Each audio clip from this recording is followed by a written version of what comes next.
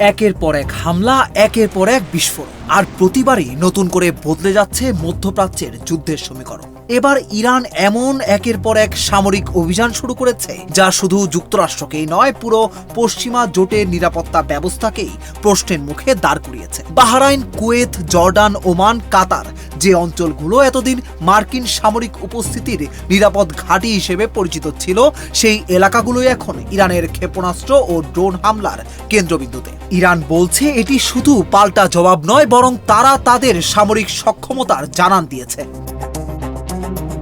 ইরানের Islamic revolutionary guard corps বা IRGC জানিয়েছে তারা অপারেশন নাসর-2 এর 24তম ধাপে পারস্য উপসাগর জুড়ে মার্কিন সামরিক স্থাপনাগুলোর বিরুদ্ধে নতুন করে ক্ষেপণাস্ত্র ও ড্রোন হামলা চালিয়েছে।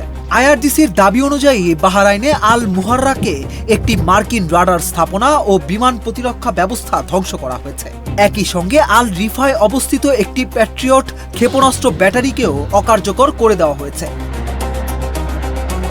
এরপর দ্বিতীয় ধাপে বাহরাইনে অবস্থিত অ্যামাজনের একটি কেন্দ্রীয় ডেটা অবকাঠামোতেও ক্রুজ ক্ষেপণাস্ত্র হামলার দাবি করেছে ইরান। তেহরানের অভিযোগ, এই অবকাঠামো মার্কিন সামরিক কার্যক্রমকে সহায়তা করছিল। শুধু বাহরাইনেই নয়, কুয়েতেও দীর্ঘ পাল্লার রাডার, যোগাযোগ ব্যবস্থা, স্যাটেলাইট রিসিভিং সিস্টেম এবং ক্ষেপণাস্ত্র প্রতিরক্ষা রাডারে হামলা চালিয়েছে আইআরজিসি। তাদের ভাষ্য অনুযায়ী আলী আল সালেম বিমান ঘাঁটির MQ-9 ড্রোন হ্যাঙ্গারেও আঘাত হানা হয়েছে, যেখানে একাধিক ড্রোন ধ্বংস বা ক্ষতিগ্রস্ত হয়েছে।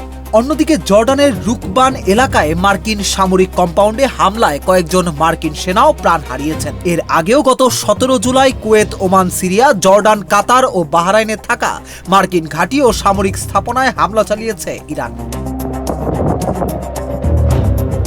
বিভিন্ন দেশে হামলার ঘটনা এবং আকাশ প্রতিরক্ষা ব্যবস্থা সক্রিয় হওয়ার বিষয়টি সংশ্লিষ্ট দেশগুলো নিশ্চিত করেছিল। এদিকে হরমুজ প্রণালীতেও নতুন পদক্ষেপের কথা জানিয়েছে তেহরান। ইরানের শীর্ষ সামরিক কর্মকর্তারা স্পষ্ট ভাষায় জানিয়ে দিয়েছেন, যুক্তরাষ্ট্রের হামলা অব্যাহত থাকলে তাদের সামরিক অভিযানও চলবে এবং অপারেশন নাসের-2 এর আরও নতুন ধাপের প্রস্তুতি ইতোমধ্যেই নেওয়া হয়েছে। ইরানের একের পর এক হামলায় নাজেহাল যুক্তরাষ্ট্র ও তার মিত্র দেশের নিরাপত্তা ব্যবস্থা। এত শক্তিধর দেশ হয়েও ইরানের স্বল্প মূল্যের ড্রোন এবং মিসাইলের হাত থেকে রক্ষা পাচ্ছে না একটি মার্কিন ঘাঁটিও।